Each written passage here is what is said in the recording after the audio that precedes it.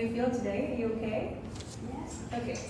So we are having our speaking test. My name is Teacher Haya. Can you introduce yourself? My name is Ahmad and so and I live in Mississippi. I'm studying at 47 secondary school. And I play golf. There you go. So let's begin. You ready? Yes. I want you to look at the picture here, and I have some questions right after. Okay? Number 1. What can you see? I can see a family in the picture. How many people are there in that family?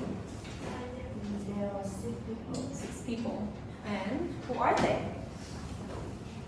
There are 7 daughters, grandparents, and parents. There you go. What did they do? What do you think? Mother cooking Cook. Father, they decorate in the house. Son set table and daughter table and grandma dress up and grandma invite guests. Based on what you can see, are they happy?